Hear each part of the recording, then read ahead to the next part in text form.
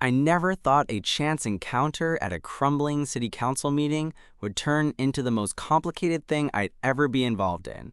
To be honest, I was just there because I was bored and curious, like you do when your week feels like it's crawling in circles. But somehow, that night, everything shifted when I met him. I'm Alex, by the way. I work at a local bookstore downtown. Nothing fancy. It's a small place with creaky floors and a stubborn old espresso machine that refuses to ever make a decent latte. My life mostly revolves around flipping books, dodging my boss's random mood swings, and trying to keep my weekends free. Nothing flashy, just the kind of ordinary routine most people would call quiet or predictable. That evening, the council building smelled like stale coffee and cheap perfume, the usual suspects milling around. I was just slipping in to grab a flyer about an upcoming art show when I noticed him. Nathan. He was leaning against the wall near the entrance, scrolling through his phone with this look like he was half expecting his world to fall apart any second. The way he held himself, even in that casual posture, you could tell he was someone used to having people watch his every move. Turns out, Nathan was the assistant to the city's youngest and most controversial councilman. The kind of guy who showed up in every local news story. Some days praised, other days dragged through the mud. Nathan's job was to handle the mess no one else wanted to touch, keep things quiet, and make sure the wheels didn't fall off before the cameras rolled. A behind-the-scenes kind of guy. What got me immediately wasn't his title or his connection to power. It was how damn human he seemed when we first started talking. Not the polished, rehearsed speeches you expect from political types, but something real. Nervous, maybe a little lost. There was this moment when he looked at me and said, "You're the only one I trust." I thought it was a joke at first. I mean, who trusts a random bookstore clerk in a city hall corridor? But no, he meant it. And that line, out of nowhere, hooked me in. We ended up sitting in a quiet corner of the building, talking for hours while the city's chaos raged just outside those old windows.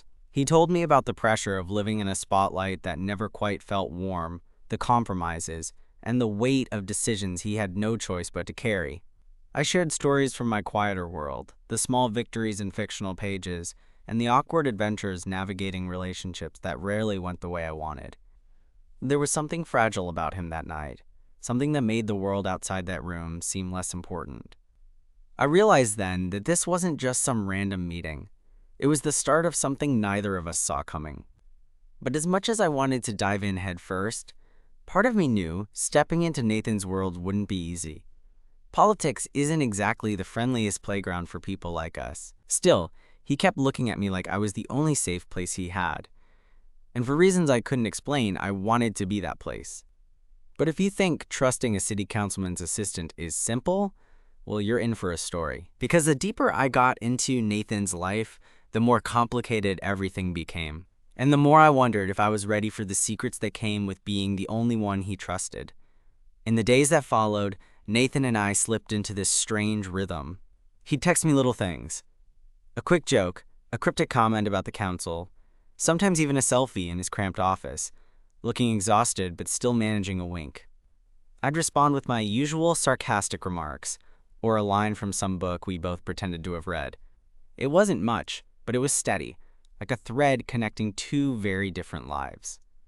One night, about a week after that first meeting, Nathan showed up at the bookstore just before closing. I was stacking some new arrivals when I heard the bell above the door jingle, and there he was, looking out of place in a worn leather jacket, a bit rumpled, like he'd been running from something all day. "Hey," he said, his voice low. "You still here?" "Yeah."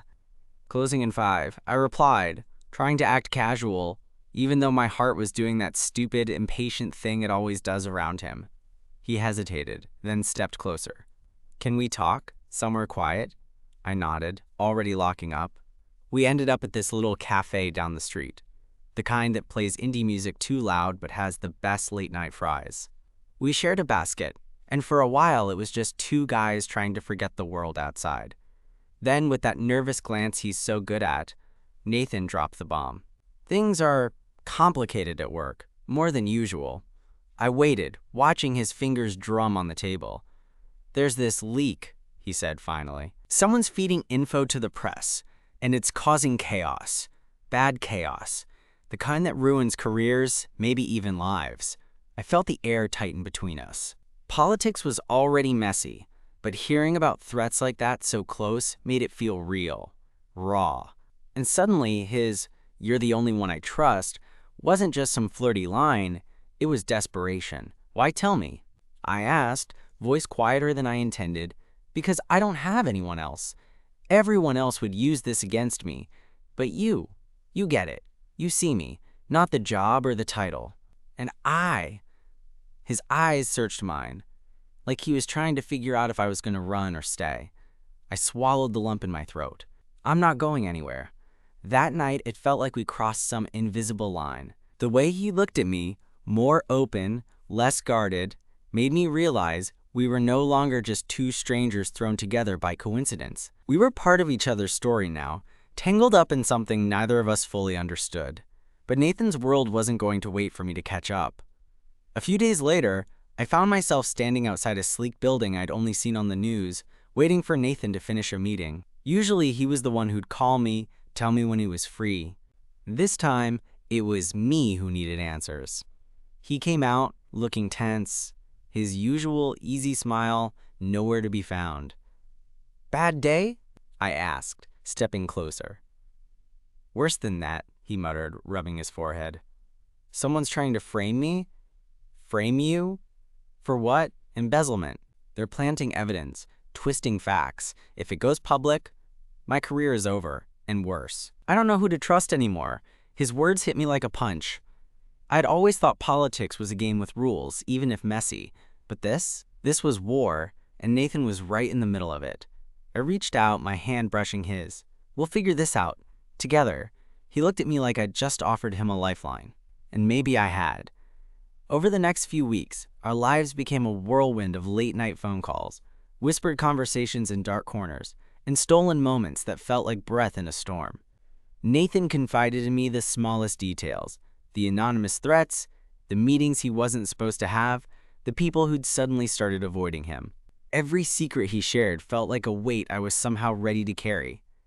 One weekend, we escaped to a quiet park, just to breathe. Sitting on a bench under the soft glow of streetlights, Nathan reached for my hand. "You ever think about what life outside all this mess looks like?" he asked, voice barely above a whisper. "All the time," I said. "But right now, I'm more interested in what life looks like with you in it." He smiled then, a real, unguarded smile that made my chest tighten. "I don't know where this is going, Alex, but I want to find out." Neither did I. But for the first time in a long time, I was willing to take the risk. Because sometimes, the people you trust most come with the messiest stories. And sometimes, that's exactly what makes it worth it. The weeks that followed felt like walking a tightrope stretched over a pit of uncertainty.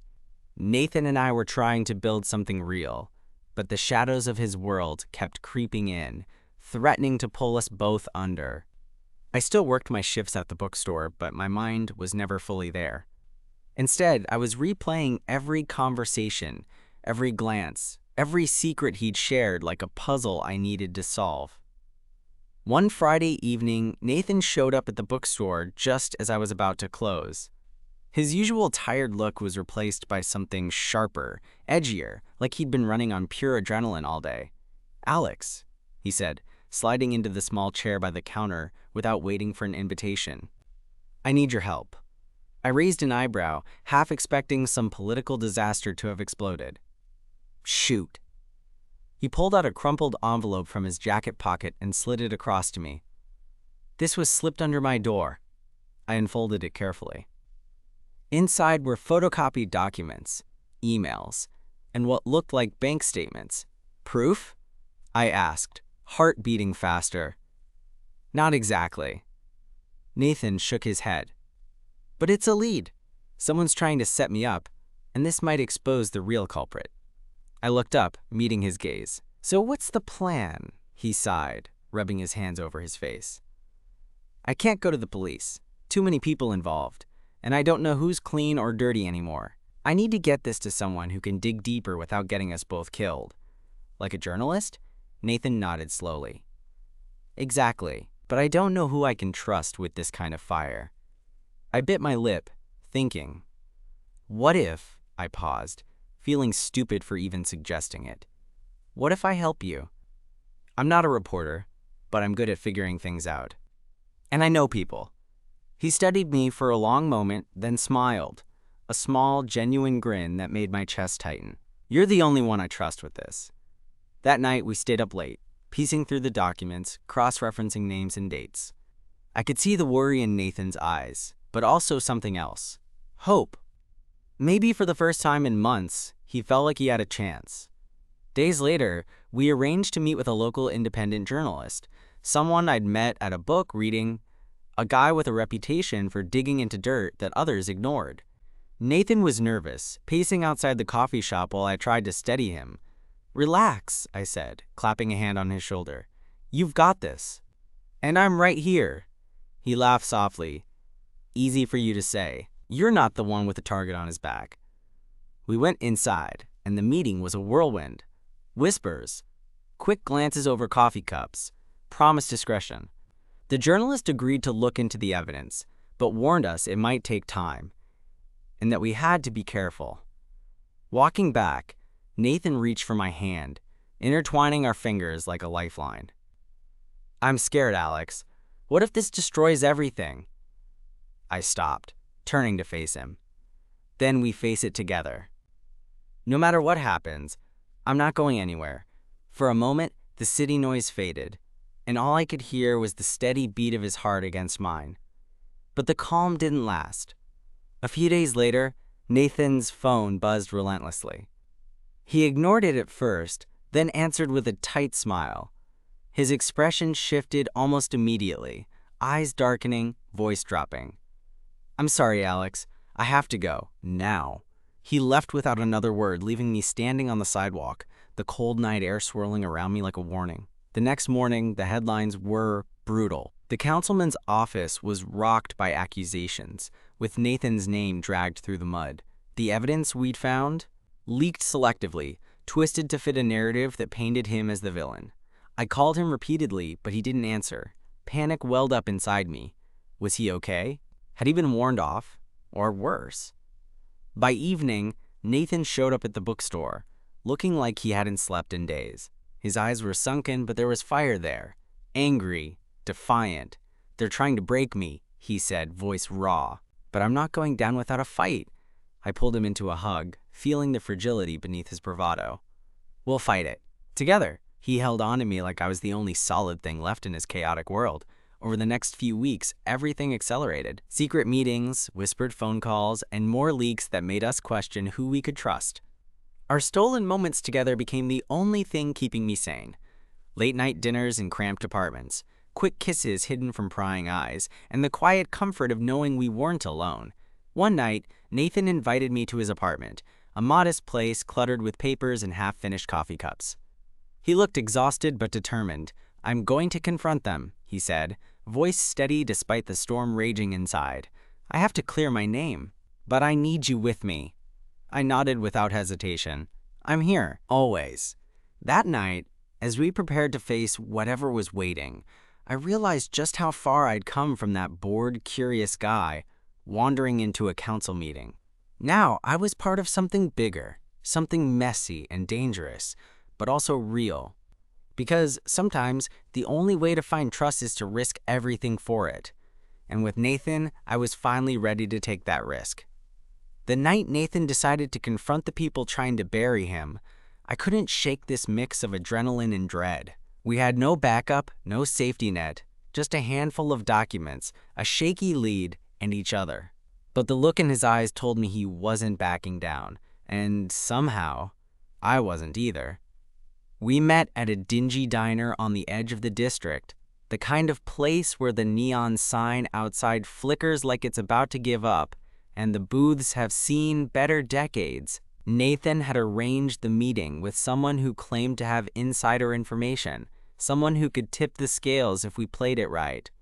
Are you sure about this? I asked as we settled into a corner booth, the buzz of the diner's hum buzzing around us. Nathan's jaw was tight, but his eyes were sharp. We don't have a choice, he said. If I wait much longer, they'll have me shackled to a scandal that isn't mine. I nodded, trying to steel myself. Nothing about this was easy, but I didn't want to be the one who made him face it alone. Our contact showed up 15 minutes late, a man in his 40s with a permanent 5 o'clock shadow and tired eyes that had seen too much. He slid into the booth opposite us without a word and pulled out a folder. Inside sources say the councilman isn't just battling a political rival, he said quietly. There's a faction within his own office that's trying to take control. They're leaking fabricated evidence to discredit his closest people, Nathan included. Nathan's face hardened. So it's an internal power play. Exactly, the man said. It's dirty, and it's dangerous. They want to isolate him, make him look vulnerable so they can move in. I looked between them, feeling the weight of their words settle like a stone in my stomach. Nathan's world was bleeding into mine more than I ever imagined. What do you want from us? I asked. The man glanced around before leaning in. I can get you proof, emails, recorded calls, money transfers. But you'll need to be careful. If the wrong people find out you're digging, you both could be in serious trouble. Nathan's hand found mine under the table, a silent anchor.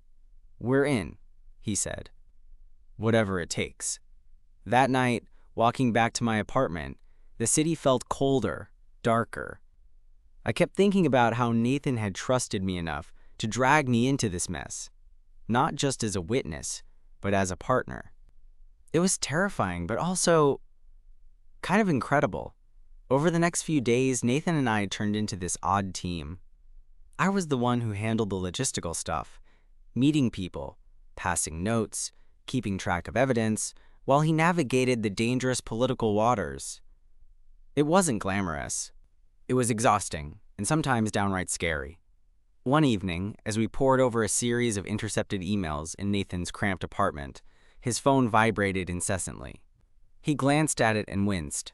They're stepping up the pressure, he said, voice low. Calls, threats. The kind that makes you wonder if you should just walk away. I reached out, brushing a stray lock of hair from his forehead. You don't have to do this alone, I said softly. He looked at me then, vulnerability flashing behind his usual guarded expression. I don't want to lose you in this. Then don't, I whispered. And just like that, the distance between us closed.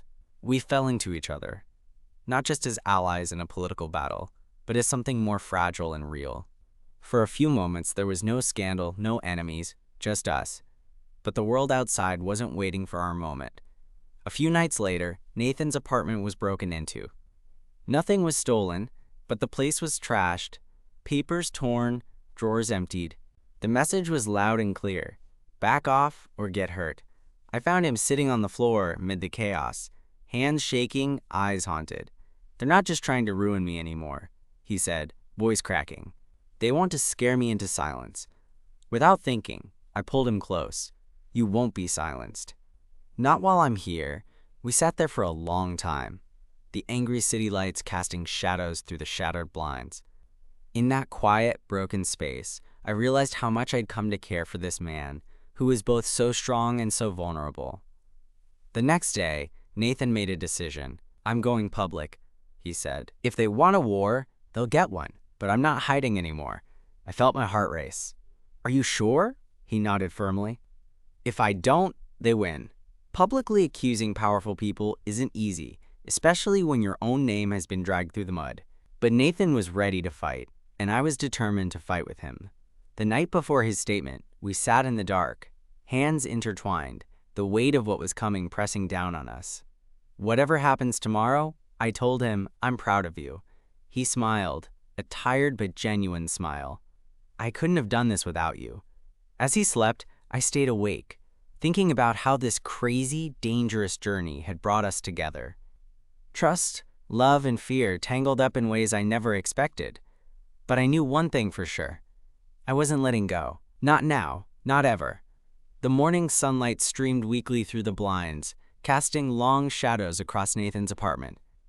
He was already up, pacing nervously with his phone pressed to his ear. I was sitting on the couch, trying to steady my own nerves, but every instinct told me this day would be a turning point. Yeah, I'm ready, Nathan said, voice steady but low. He glanced over at me and gave a quick nod before ending the call. The press conference is set for noon. The council chambers. I got up and walked over, resting a hand on his shoulder. You're going to do great. He gave me a small, grateful smile. I hope so. This isn't just about me anymore. It's about the truth. About people who've been hurt by all this. We left the apartment early, making our way through the city's winding streets. The usual hustle felt heavier today, as if the city itself was holding its breath. When we arrived at the council chambers, there were already cameras, reporters, and murmurs from the crowd. Nathan's face was calm, but I saw the tightness in his jaw. We found a quiet spot backstage where I could hold his hand and remind him he wasn't alone. Then it was time. He stepped up to the podium, the room falling silent. I could hear my own heartbeat as he spoke, clear, measured, but charged with a fierce determination. I'm here today to tell the truth, he began, voice unwavering. For months, I've been the target of false accusations, leaks, and attacks designed to destroy my reputation. But the real story is one of corruption and betrayal within this office, and I won't stand by while innocent people are sacrificed to political games. As he revealed the evidence we'd helped gather, emails, recordings, financial records, the room buzzed with shock and disbelief. The journalistic outsider we'd met a few weeks earlier was there too, nodding quietly from the back. After the conference, chaos erupted. Nathan was bombarded with questions, some supportive, others hostile. But through the storm, I stayed by his side, grounding him. That night, as we collapsed into a diner booth, exhausted but alive, Nathan reached across the table and took my hand. I couldn't have done this without you, he said softly. I squeezed his hand back, feeling a warmth that had nothing to do with the diner's grimy neon lights. You already have me. But the battle wasn't over. The faction within the council fought back hard. Legal threats, smear campaigns, even offers to buy silence. Nathan's life became a whirlwind of lawyers, meetings, and late-night calls. I tried to be as calm in the storm, but sometimes it felt like the weight was too much to bear. One evening, as we sat on the rooftop of his building, looking out over the city's glittering skyline, Nathan surprised me.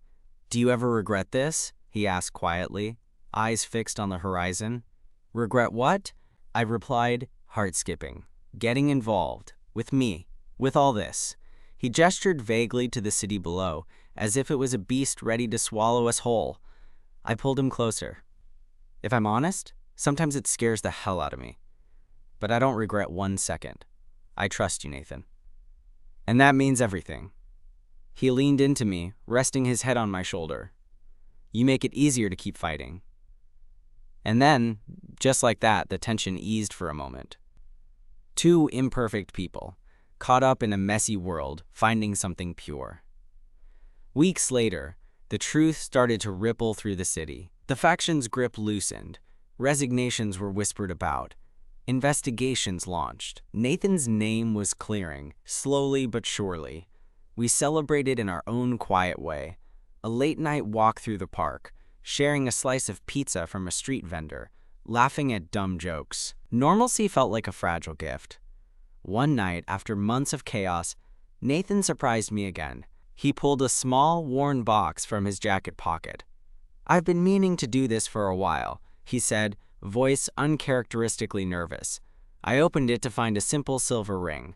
No speeches, no grand gestures, just this. He smiled, that same vulnerable smile from the first night we met. Because you're the only one I trust, and I want to see where this goes. I blinked, heart pounding faster than I thought possible. Yeah, I said, grinning. I'm in. That moment, under the city lights, felt like the start of something new, something real, because sometimes the messiest beginnings lead to the truest endings. And with Nathan, I was ready for whatever came next. After that night on the rooftop, with the little silver ring in my pocket and Nathan's hand still warm in mine, things didn't suddenly become easy.